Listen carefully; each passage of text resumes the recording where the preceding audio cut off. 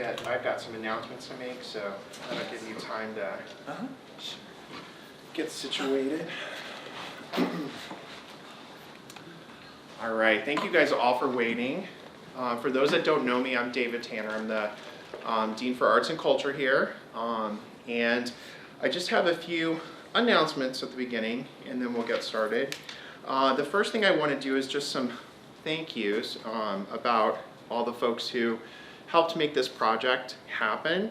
My first thank you, of course, is to the two co-founders, co-directors of Benefit Print Project. That's Tom and Paul. So you'll meet Paul here in just a bit. He's going to talk a little bit about Benefit Print Project, some of the things that they've done. You guys will be able to, after this, go down and see. If you haven't already seen the works in the gallery, you'll be able to see those. Mr. Fred Eversly also is going to join us remotely, and so I would like to thank him. Mr. Eversly is one of the artists that Benefit Print Project has collaborated with over these last few years.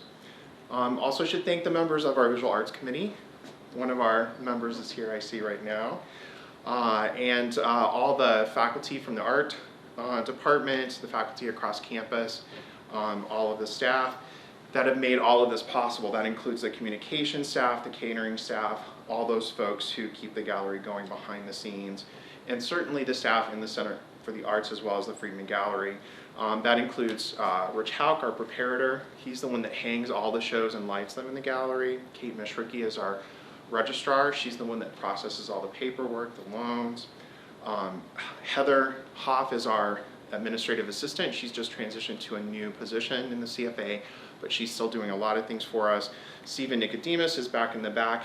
He's our assistant director. He's set up all the things that you see here for technology tonight, and along with him is John Villano, who is his student assistant. So thank you all for being part of this, making all of this stuff work. We appreciate all that you guys do. And we appreciate all of you guys coming out as well on this cold, bitter night. So thank you guys for being here. A couple of reminders. I've already mentioned that there is a reception following this downstairs. We'll have some great food to warm you up, all of that kind of stuff. On Sunday, there is an event that is not on the CFA calendar. If you don't have one of these, this has all of the events, not just for fall, but for spring as well. So if you're looking for experience events, many are listed in here. One that's not, though, is the event on Sunday. This was an addition. It is the memorial film screening for Professor Gary Adelstein, who retired about a year ago and passed away, unfortunately, this summer. He was a filmmaker. He was in the English department as well as the art department. Very prolific filmmaker, and used to run the film series that happen here every Tuesday night. So we're going to screen a few of his films. Some alum are coming back to share their memories of him, things like that. That is an experience event, and that is on Sunday at 3 p.m. right here in Klein again. And then finally, to round out the end of the semester, we have many music events that are still on the schedule. That includes Friday, December 12th, the jazz concert in Roop Hall. That's at 7:30. Sunday the 4th is the Sunday Symphony at 3 p.m. over in the chapel. And then Saturday the 10th is the choral concert at 7:30 also in the chapel. So those are just a few reminders for you guys. All right, so let me introduce first our speaker. As I mentioned, Benefit Print Project is the group, it's the publishing group, so they're a fine art publisher that have collaborated with all the artists that you see in the main gallery exhibition to do multiples, and we'll talk a little bit about multiples and edition prints here, as well as other types of editions in a bit. That's part of what you'll learn about tonight. But they've been around since 2010, so it's been about 12, 13 years since they've been working on these collaborations with artists. And a couple of years ago, I think I reached out and asked about acquiring the work, which we did. So one of the works that you'll see actually belongs to the gallery. That's one of the works by Mr. Eversly. That opened up a conversation that then eventually sparked the idea of having an exhibition. And so this show is kind of a retrospective of their archive. They keep a copy of every project that they've done. However, they've not really shown it in its entirety like you'll see tonight. Not every piece is there, but many of the pieces. And I think this is probably the first time that you've been able to see this much of the body of work all together, and that's really special as well. So that's a little bit about Benefit Print Project. Paul will tell you a little bit more about all the projects that they've done, things like that. But I just wanted to mention Tom Lawler, who could not be here, is one of the co-founders. And Tom is a visual artist himself. He's a ceramicist, very well known. He also was the former director of visual arts at Lincoln Center for the Performing Arts, along with our other co-founder who's here, Paul Limperopulos, who was the former assistant director of the Brodsky Center for Innovative Additions at Rutgers, the State University of New Jersey. And then Mr. Eversly will join us. As I mentioned, Mr. Eversly is a renowned artist. You'll see two of his works downstairs, including the one that we own. He was a pioneer of the Los Angeles Light and Space movement. That's an art historical movement. Really what he's well known for is his pioneering work in polymers and plastics used in art. Also using kind of industrial pigments, things like that as well. And you'll see that when you go down and see the works in the gallery. You'll be able to see a bit more of his work there as well. But we're pleased to have him not only in the show, but in the collection as well. All right, any questions before we get started? All right, you ready in the back? Yeah, we're good. All right, shall we get started, Paul? Absolutely. All right, did I leave anything out? Let me start with that. Not at all, no. Only to say that it's so exciting to be here. It really is. I taught for about 7.5 years until my health got a little wonky, and so I gave it up, and I miss it because the energy at campus is so inspiring, I think, to anybody at any age and any station in their life. And so it's a thrill to be back here, back at a university setting and a collage that has, rather a college that has such a dedicated program to the visual arts and to contemporary art in general is really terrific. And I think the students and the community are so lucky, as are your colleagues and other professors, I think. We feel that, Yeah. certainly. I know Madison, as an example, who's come back tonight. She's one of our alums and is on our committee, knows very well that an institution like this doesn't always have a gallery, doesn't always have a dedicated space. And to have the shows that we have, we are very lucky. We're lucky to have that space. So we're pleased, and we're pleased to have you there with the Benefit Print Project works in the show. Could I just have a list of questions, Sure. if that's great? Absolutely. All right. So one of the first questions that I really have is, how did the idea for this form, what kind of connection did you even know Tom before this? How did Benefit Print Project come into being? So Tom and I worked together in New York at Lincoln Center originally. He was the director of visual arts there, as David said, and I was a curator in the art department. And it's a quirky place because one automatically just really thinks of it as a performing arts center. Possibly if you're into film, you think of the New York Film Festival, etc. But they do have this like extraordinary collection of 19th century and 20th century art, going from like neoclassical sculpture like Rodin or Mayol, all the way through. Lee Bontekoe just died, who also lived for like a long time in, I think, near here in rural Pennsylvania, more rural obviously. The largest Lee Bontekoe construction was commissioned for the New York State Theater. The largest Jasper Johns number pieces is there with Merce Cunningham's footprint in it, I think. Yeah, footprint in it. It's either that or his hand, but his footprint.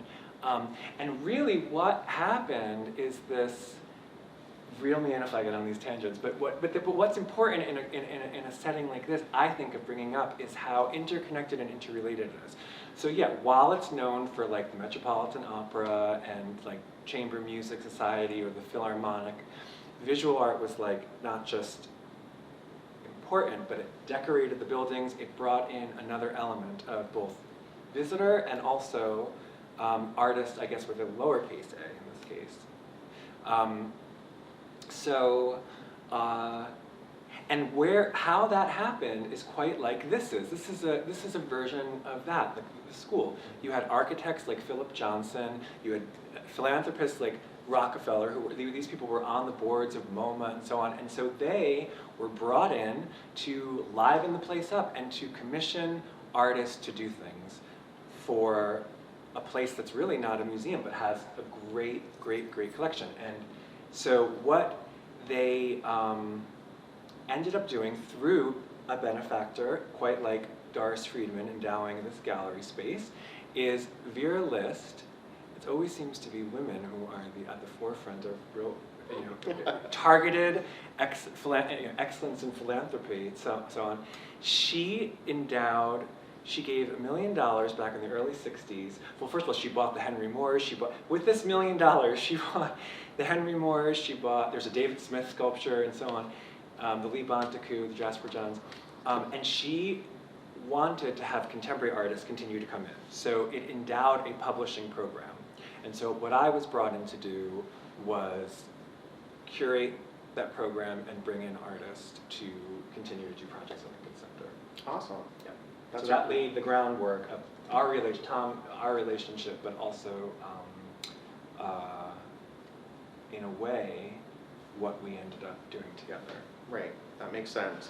So you all have seen the model that we have here at the Center for the Arts, and we see it often, for example, like in the plays that Jeff Lentz does as director. He's very inspired by visual artists as well. So you see this crossover and how important it can become in influencing, but also inspiring and just having connections with other artists. And certainly lighting is important in a visual art space, and we often employ theatrical lighting designers to work in museums to light artwork because they have that rich understanding of movement, of space, all of that kind of stuff. And lighting a two-dimensional or a three-dimensional object in a gallery has many connotations that you see also for theater and lighting design there, setting the mood. So lots of great synergies, I think, between the arts like this. Not to mention fashion, music, all of that as well. We're going to get into some specifics, but I do think it would help folks who maybe are in the audience that don't know a lot about art to talk about multiples and additions. Could you tell us a little bit about those concepts? Sure, certainly. And this will be probably relatable. I know very little about the actual act, even all these years later, of pulling a print or making handmade paper, etc. But that's okay, and I guess I would inspire you, or encourage you rather, to not be defined or not let these fields sort of push you out if you don't think that you're good at X, Y, and Z, or you're not interested in like waiting around for a print to dry, or you've got to do separations and so on. Make monoprints. Like there's always a way to find your way within something else. I mean, that's what I think anyway. That's sort of how I've gone about things. And so how did I get involved in it? I got involved in it through art history and through linguistics, language. It doesn't make sense. The nomenclature, the way that things are described are in constant conflict with one another. And I loved that. And I found that to be utterly like this rich terrain it was like the Nile over flooding and fertilizing the banks, okay? Because, well, there's additions wherein you do an addition of 10. Now, an addition could describe an addition of photographs. It could describe an addition of screen prints, which is a much newer form of reproductive processes. But think about it. Additions have been made in Europe since the printing press. Things like woodcuts. Albert Dürer was self-publishing woodcuts, I think, in the 15th century. Rembrandt and his etchings in the 17th century. So all of these things have been around forever. But sometimes they're called additions. Sometimes, if there's some handwork in it, they're variable additions. But what's the difference between that and a multiple? Well, a multiple, you think it might be dimensional. But when you get right down to it, the critical kind of impasse, which I think is fascinating, is within an edition, whether it's 10 or 250 in Warhol's case, okay? They're all the same, yet they're valued and prized for being a unique work of art in its own right. Now, how can that be? It makes no sense, no logical sense.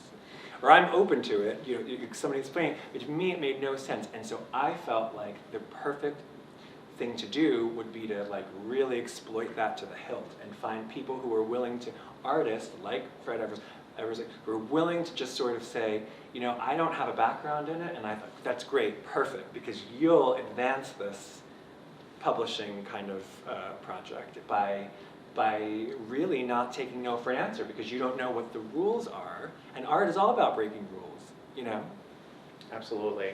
So I have a question, and I can repeat this for him as well, but I feel like it might be helpful to maybe describe your first project, where you really started, talk about where you are now, but what did you learn from this experience of dealing with artists, maybe, because as you said, you actually kind of targeted artists who did not, didn't typically deal in editioned work. And Mr. Eversly was like that. I mean, that's not something that he normally did, and we'll hear about his practice in a little bit. But take us through that first one to where you are now and some of the things that you've learned. Sure. That's a really good question, and I think I have personally found, probably because I'm an outsider to it, I'm not a maker, I'm coming through it through the history of art and other sort of more academic subjects, that maybe I had more of a commonality with other artists who didn't have this like impressive background with it. And so for me, maybe there was a little bit of camaraderie or solidarity in that, in a way. But I also then realized that, just because somebody doesn't work two-dimensionally and doesn't work in printmaking, for instance, and printmaking also is like this total catch-all, because there's monoprinting, there's digital printing, there's oh gosh, a million things. Yeah. The sky's the limit. Some of them are very old. Woodcuts are like the oldest. Things from China and Japan are like 2,000 years old. We have fragments from them. You can also do them in the most kind of non-studio-based settings. You can get, a potato or an eraser and carve into it, and you can make block printing like that. Okay, you could get special kind of paper from Amazon, put things on it, leaves or something more abstract, put it out in the sun, come back the next day, there'll be a negative on that. It's like, you want to talk DIY, this is like the most DIY you can ever get, which I also think is really kind of a great thing. So it's not about resources necessarily, it's about creativity, more important. So,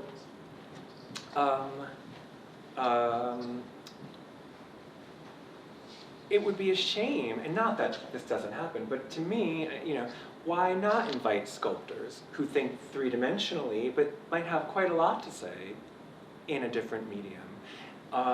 Or why not have people who are photographers? When then you think, how the hell am I going to bring something new to photography? But the Shirin Nishat downstairs is a dye sublimation process, which is, hi Fred. Welcome. Thank you. Fred, this is, it's great to see you. And I know that, terrific. Oh, I'm so glad it worked. Everyone, this is one of the esteemed artists downstairs that's represented by two works, one of which David has acquired for the collection. So I'd hoped that he would be able to join, because I really felt like this is perfectly appropriate, because he's somebody who makes these glorious objects, and yet he was able to translate his vision into a different medium with different materials. But it was so, when you think of it, it's so logical that that would happen. Can you? Yes. Move closer to the microphone. Okay. Because Is that better? that works a bit. Can you hear us, Mr. Eversly? Now it's better, Oh, good. Okay. Maria. Did you have a question you wanted to I ask him? do. I Yes. do have a question. First of all, thank you for joining us. We appreciate you being here.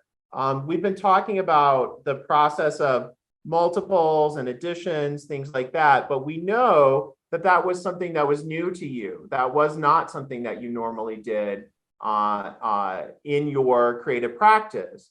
So could you tell us a little bit maybe about what you learned from the process of making additioned works that was new to you as an artist? Fred, What? you didn't. No, I didn't hear. Oh, Ah, what was it?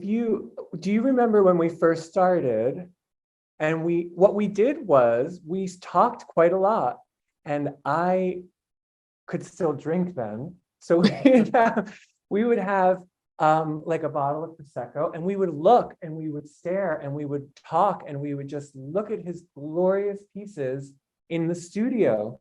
And do you remember that? And then remember when we got the pieces back and you began to cut them and manipulate them by hand, and Yes, things like paper mattered to you. yes, I do. And do you think that were you surprised at some of the different possibilities that existed? Yeah, I mean, well, the biggest surprise is the round piece, the round mylar piece. Yeah, The camera that sweeps. yeah.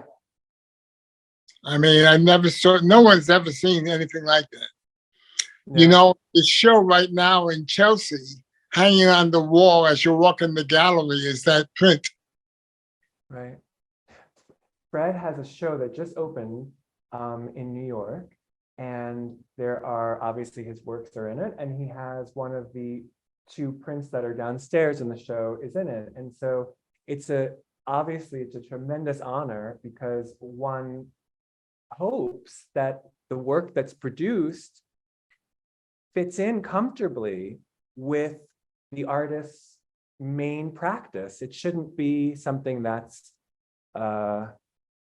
disconnected. If anything, the goal would be as a publisher to have it mean something visually and aesthetically. So it's so thrilling to hear that, obviously. Go ahead and take this. I'm going to actually pull up the images with my clicker isn't working here.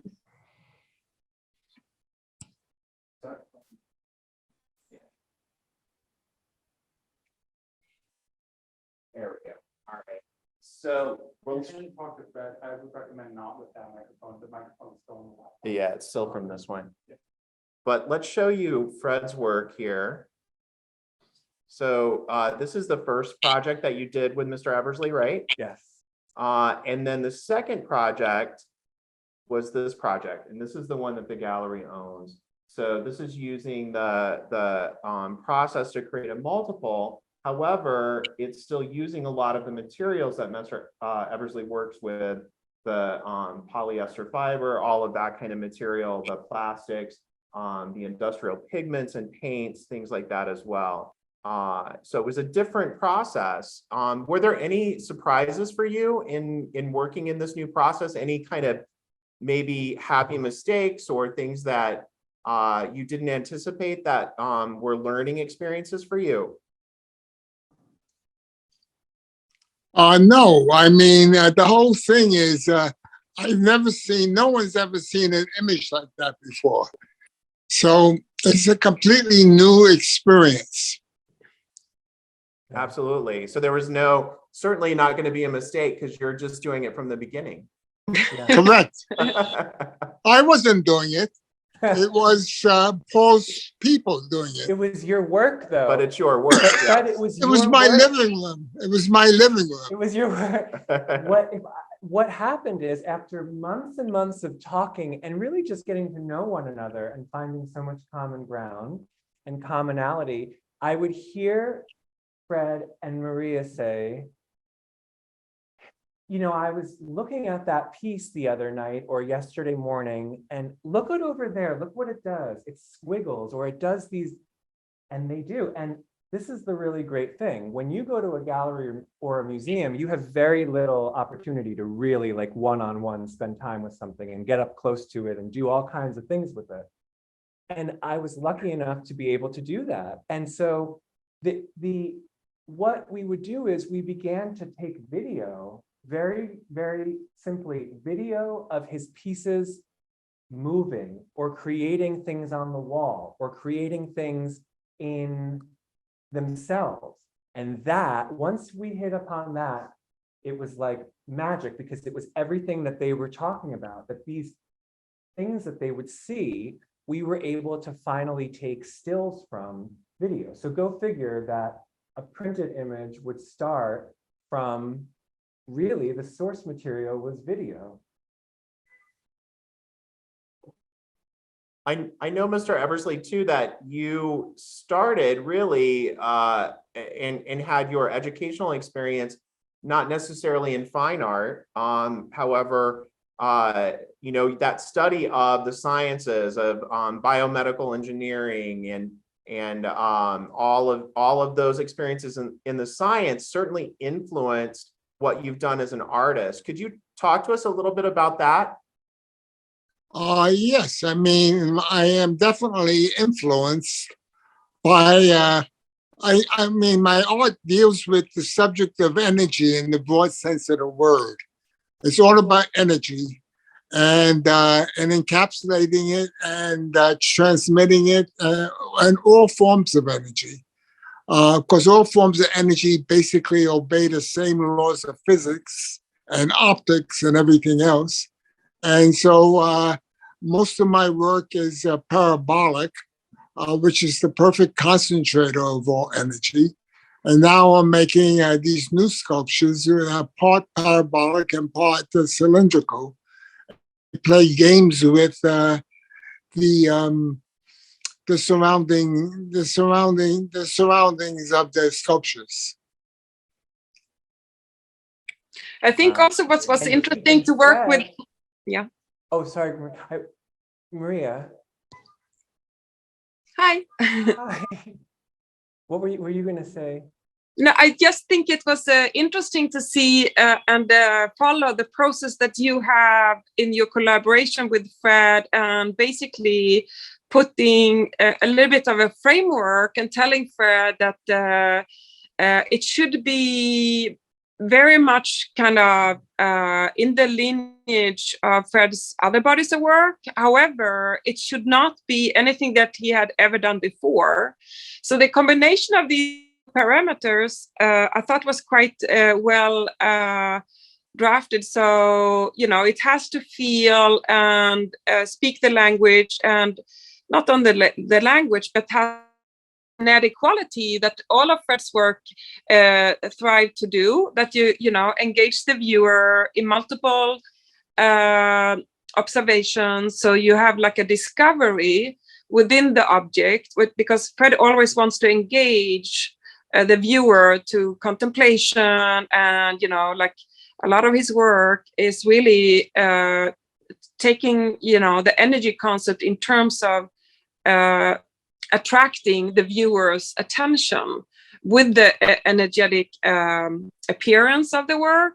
So we wanted to, it was interesting to see how you could manage to kind of lure that out of both Fred and his existing body of works, and still kind of transform it into something new.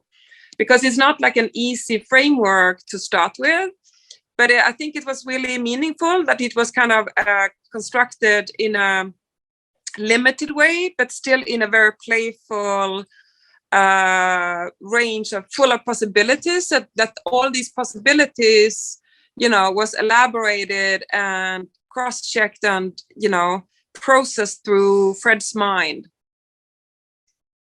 That's wonderful. That's really wonderful. And that's true.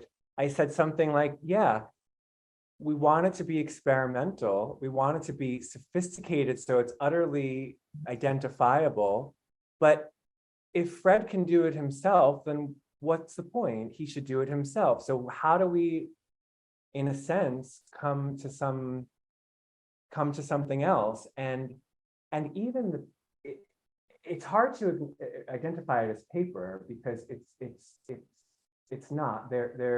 What it's printed on is silver reflective polyester paper, in quotation marks paper, because it's obviously the furthest thing from paper.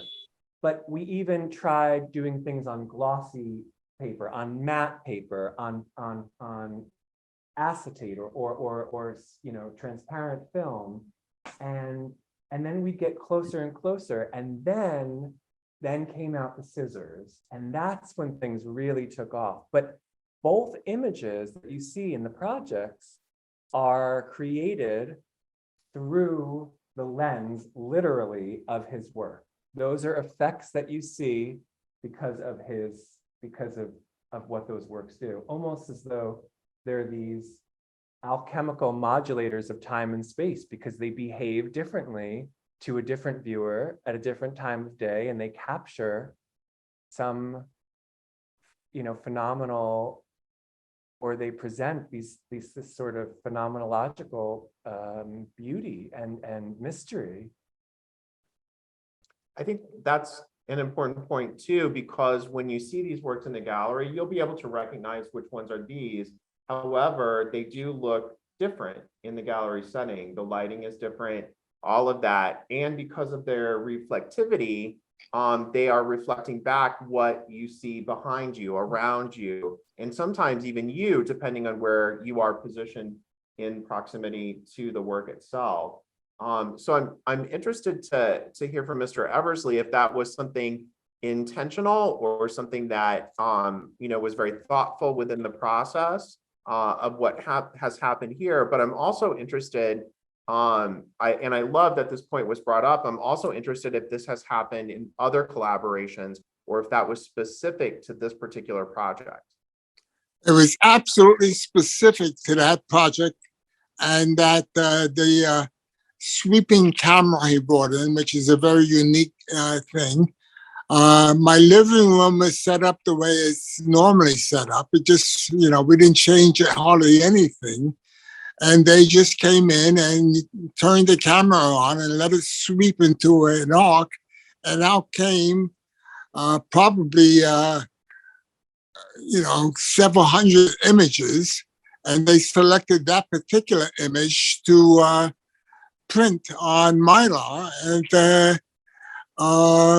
it's about 30 inches in diameter, and mounted on a hard board, a rigid board, so it can hang nicely on the wall. And it has different directions. And it has different directions, yes. Yes, that's a very unique thing, Fred. Do you want to talk about that? Because not only have we never done a project with anybody like that before, but we've certainly, I can't think of other artists who have done something as unique. I've never seen anything like that done by anybody. It's totally unique. Yeah. And so it can hang in different. Yes. Different ways. So it's six different ways. It's 5 different ways it hangs. I think it's 6. The way you're mounting It's a is hexagonal. yes, or 6 different ways. It mounts, it's mounted with a hexagonal backing and a piece of wood that screws into the wall, so you can mount it rigidly in 6 different ways. And each one is totally different than the other one. And I think that also it relates to Fred's traditional lens works, which he encouraged clients to keep changing positions in their living rooms wherever they have them, to not have them in the same place. And in a similar way, it's not like one angle or one of those 6 directions is the primary, but it's really a way for the viewer, the owner, to engage and see multiple things and be able to transform the work over time. Interesting. So you already answered the second part of that question, which is, none of the other projects really had the same outcome as you see here. And actually take note, because when you do go down, you'll see, especially with the first one hanging up, it's almost completely, 180. So that pink spot, I believe, is down below when you see that. And that's interesting because many artists, in fact, there was just the Mondrian, right? That someone said, I think that's hanging upside down, right? But no one, I guess, can say that about your works. I take it then, right? No, there's no upside. such thing as upside down. I love it. I love it. And in the pink one, this is like one of those real semiotic things, because while, yes, both the imagery and the effects that you see are seen through the lenses of his sculptures, in that one, the pink circle is actually one of a sculpture in there. And then you see the shadow of that pink sculpture behind it. So it's completely self-referential. The process itself is fully laid out in, I mean, you want to talk about experimental from the point of view of a publisher. And this is where it's so exciting to work with people, I find, who are like reinventing the possibilities in ways that I could never imagine. But it's their unique vision. And then it's our job to begin to translate it and to pull these various materials together. But really it's about listening. And it was just the biggest thrill to sit and be in this space, looking and listening to everything that was going on around you. I have a follow-up question for both of you. And one part that's probably more specific to Paul. So that part would be, how do you decide on who to collaborate with? I'm sure there's a lot behind that, but then for both of you, how long does the collaboration last? How, both on a specific piece, but ongoing from there, because I know that Mr. Eversly has revealed he's working on other things. There are other things coming down the pike for you. So if you could both talk about that, that would be great. Fred? You were selected by Paul. I was selected by Paul. I had nothing to do. Paul called me up and asked me if I minded, and I said no. And he showed up one day with his guys. I think it was 3 people with all these fancy cameras, and I let them just do a thing in the living room. And well, that was actually not the beginning. It was the culmination of a long, like Paul said, of many bubbles shared, and many different directions coming prior to that. Right, but I'm talking about that particular piece. Yeah. But it's true that Paul had never met Fred, had probably seen his work, but had no connection that we were aware of to Fred when he suggested to collaborate with Fred. So he didn't know how those bubbles would possibly even appear or affect the process. That's right. And I think, because the way that I like to approach artists, I saw this is your work was very prominently featured in, I think, the Soul of the Nation show, which went, after being on the West Coast, to the East Coast, and it was in New York at the Brooklyn Museum, I think. Right. Yep. And I saw one of your pieces, and it was like the first time that I really had a chance to spend a great deal of time in front of one, because there's always so many people around these exhibitions and work, and your work particularly because it's so enticing. And like immediately afterwards, I got home and I wrote an email, dear Mr. Eversly, et cetera, et cetera, et cetera. And that's how it started. And it's definitely the most unique process to get to where we got to. But I feel like, and I hope you always felt this, that there can't be any time constraint on it, really, because how can you, if you're trying to really create something out of a new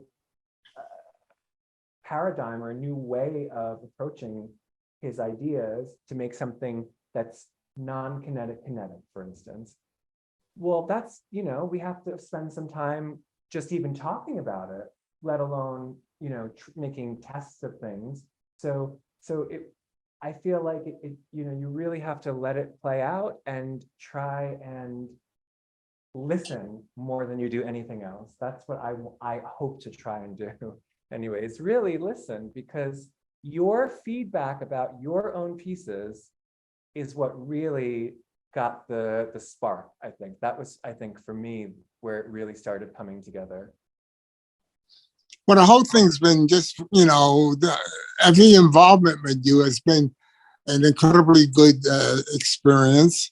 And I mean, your background with doing all the things, being a curator for all those shows. And then you also showed a range of work, one of which was mine at the Arts Club. Mm-hmm. You know, and an enormous number of people saw it there. And I actually haven't, I actually plan to join the Arts Club just because of it. We would love to have you. This is the National Arts Club in New York. So you see that it becomes this wonderful relationships form that are touching and that go beyond just art. But it started in art. It started in just me being dazzled in person by one of Fred's sculptures. And of course, we had no idea that he'd even be interested, let alone that we'd, find a way, but it did. But, you got it, like, hands off, let it alone, let it develop as it develops, and take your time with it. So I have to ask another question for somebody who's not here, one of our faculty members who couldn't be with us today. But before I do that, I do want to just back up here and show a few of the other works for folks maybe who haven't been down to see them. So we have one of the latest works. This is Tim Hawkinson. This is the last project that you just revealed. In fact, it's showing in the gallery for the first time. So you'll see that when you go downstairs. We also have several works by many different artists. There are a couple that you'll see a couple of different works for in the show, but some only have one work. So this is an example of that. And this was part of a collection in and of itself, like a portfolio, if you will. Oh, I think I skipped over Sharon. What did I get to? There she is. Yep. Some Larry Poons.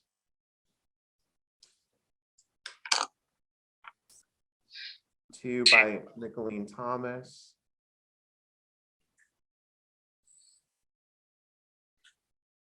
So we're seeing lots of different styles, lots of different media, right? We've seen some photography, we've seen some collage. So the question from the faculty member, and she asked you this, you met Kristen at the other reception that we had, was it's such a diverse, eclectic collection, really. What is the motivating factor? What pulls these things together for you? Is there any kind of curatorial theme for you in organizing these works as a curator working with these artists? I don't know that there is. Certainly not one that would come to mind as like a driving factor. I think that I'm mostly interested in artists who are making work that could possibly further what we think of as printmaking, let's say, or working collaboratively. I should also say, just that I thought of it right now, that Fred, this is the first show that I'm aware of where both of the pieces are in the same show. So there's a way for them to be both seen at the same time. Right. Yeah. And so, but what I think a lot of them, in a way, have to do with artists who may not have like we were talking about, just because you don't have a background or like a major in printmaking doesn't mean that you can't make wonderful additions that are exciting and adding to the narrative. And and making that exciting. And so, you know, a lot of the artists don't. Ellen Atsui, for instance, really has not a background in it, but he's been making wonderful works with us. You know, even within the, I think the overarching theme I could think of is, instead of making something or inviting people who are going to do something that actually maybe in a linear way makes sense or looks cohesive, I think I'm maybe more interested in doing things that explore the full breadth of it. So even when, you know, I was looking at all of these digital pieces that are in there, there's a portfolio of digital prints in there, but it really exposes, rather than like the synchronicity of these digital prints, to me, I see it as exposing the great, you know, range, because some of them are extremely graphic, text-based, but then others are like the Ingrid Kalam that was down there. I mean, that looks like somebody took a chalk and did a chalk rubbing of it, but it's digitally procured. So I think if I were really pressed to say something, I would say, I think that my interest is in showing the full possibilities, even that I'm not even aware of. And that's why inviting artists like Fred Eversly or some of these other artists is really the key to allowing that to be a mission, because they're the ones who can do it, who can add to the conversation. I just want to say too, what's interesting then regarding that, as an art historian, it's interesting then to see the dialogue between some of these works that's unexpected. So for example, you will see this ceramic edition, actually I think I'm going the wrong way, by Linda Benglis. That's a close-up of that work, and you see the full work there. And that's next to, I think, the Hernan Boss, right? Yeah. And there's an interesting dialogue that's happening between those two pieces, especially once you see them in person. But also, another interesting conversation that's happening is between Fred's work and the work of this particular artist. And these are also hung in close proximity. So you'll see, and it's more, you know, on the surface right away, you'll see this kind of round shape with reflection and all of that. But there's also, beyond that, elements that are talking in a way that the longer you stare at these things, you start to wonder what's happening with these two pieces. And so I think I challenge you when you go down to look at not only each artwork individually, which you should do, but look at them in terms of what kind of conversation they're having. And maybe it's across the room with a piece, not just its neighbor, but something, you know. That's a great idea. And I would also say, to add to that, because that's a very good point, is that one can also see the way influence works. So Fred Eversly's investigations in his practice and his forms and his processes, particularly when you think of how if you put one in front of a wall, well, that affects the perception that we have of it, versus if you see one of his pieces in front of a window, well, if you see nature outside, that's a hell of a lot different than if you're seeing a city outside of it, okay? So, but his work really is the antecedent. It comes before, it lays the groundwork for Olafur Eliasson to start then picking up the thread where Fred has left off. So one begins to see also the way, not just in our little publishing program, but just in general, in terms of the way artwork, the art world works, how influence gets passed down. You know, think of like a family tree. Well, Olafur Eliasson comes down the family tree from artists like Fred Eversly and Larry Bell and artists like that. And so one can really begin to see that. So you're right. Unexpected is Linda Benglis and Hernan Boss. That was fabulously unexpected for me. But then you see this and you think, oh my goodness, one can begin to see similar concerns. It's just it's Fred's work has paved the way for another artist to go and fit in another direction. Absolutely. I know Paul. we're a little past the 5 o'clock hour. Paul, What's that? Hello, Okay. Paul. Yes. I have to leave. I'm You have to sorry. leave too. Okay.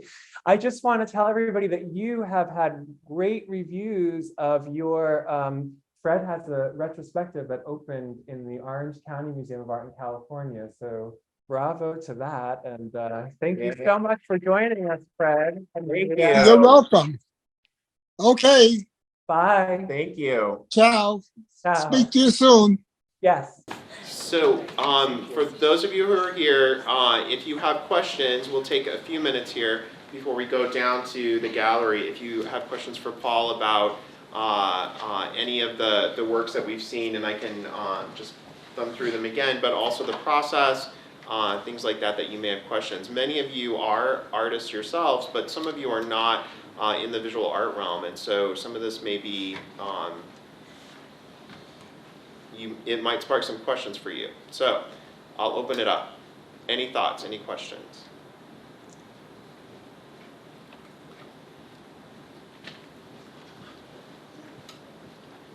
No questions? Everyone's shy? Yes. I was interested in the Linda Benglis piece because it's sculptural, and I didn't expect to see that as a multiple or an addition. Can you explain how that comes about, how a three-dimensional piece can be done that way as an addition? Sure, it's really a great question, and she is remarkably kind of good at like doing the unexpected, and so I have a very long relationship with her and of working with her that goes back over a decade, and she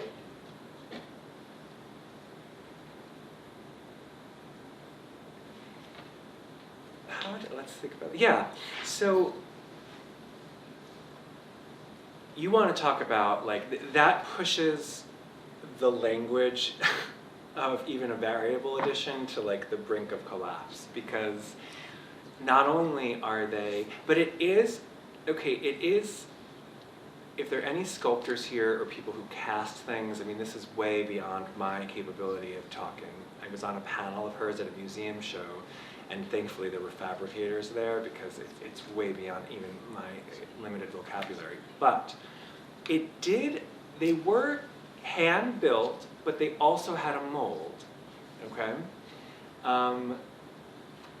So as not to make them too closely connected, right? But then she took it like past the finish line in an amazing way. So some of them hang this way with the holes and the openings that way. Some of them hang this way, which means they're essentially upside down. They're all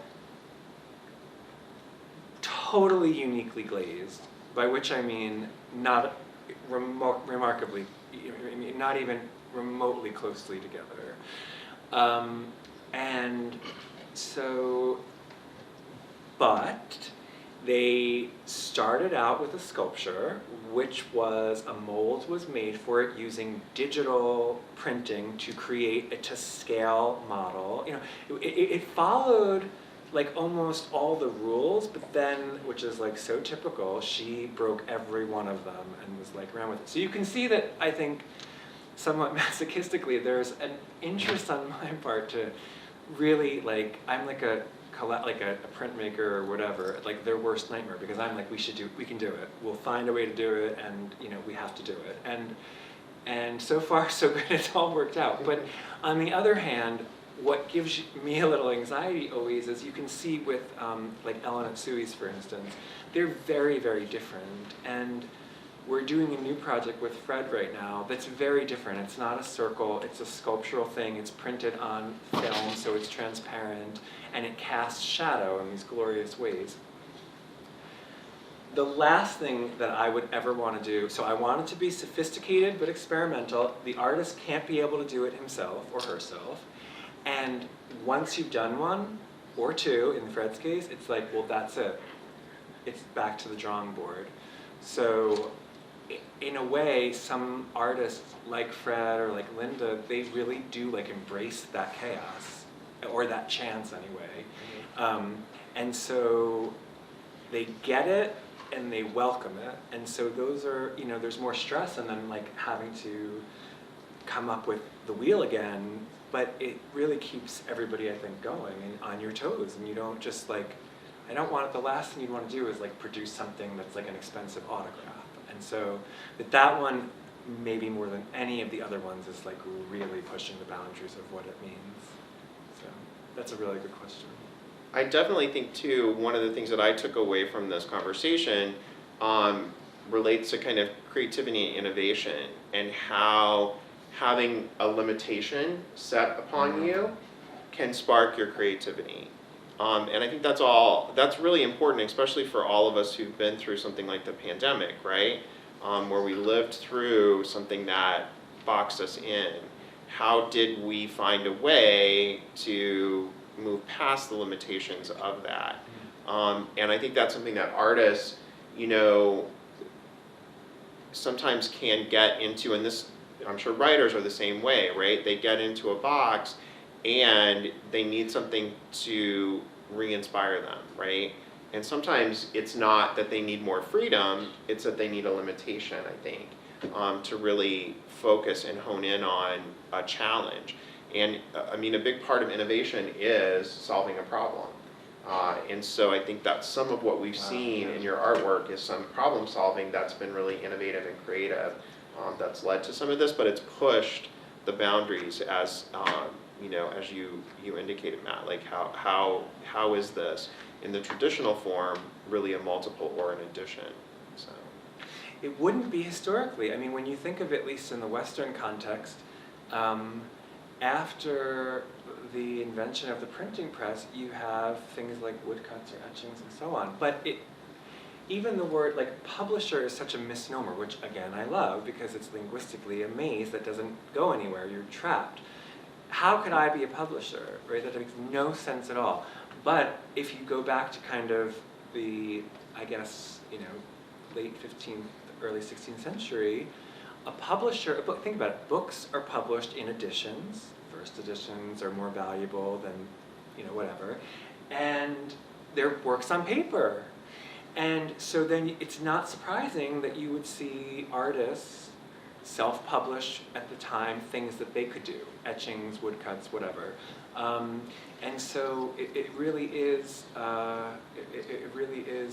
it has historic roots, but then in a contemporary context, it really can be open-ended. And I would just say that when you go to a gallery to see contemporary art or a museum to see contemporary art, really look and see. It used to be the case that like even photography was not considered like a viable, art form that meant something. It was kind of, the old adage, I don't remember who said it, but sculpture is the thing you back into when you're trying to back up to look at a painting. You like trip over it. So it was like always like, like hail painting and so on. Everything else just is like comes last. But now, so always like the printmaking department in a museum might be like a closet. But now, people like Kelly Walker and Wade Guyton and all of these like ultra like important, critical commercial successes are like, if not exclusively using printmaking to do their work, they're incorporating it in there. So you start to realize that like how much the narrative has really changed, and it's not so, the pendulum always swings. In the 80s, it's like detached irony, and then in the 90s, it's all this like return to like expressionism, and now it's sort of, things that were once these bastardized art forms that were like crafty and not at all serious, are like the people who are selling works for like $5 million are the ones who are using them. And so like printing departments have gotten the last laugh, perhaps. So it's kind of amazing in a way. awesome. Other questions or comments? Great. Well, you guys have been super patient. Thank you so much. Thank you. I want to thank you, Paul, so much.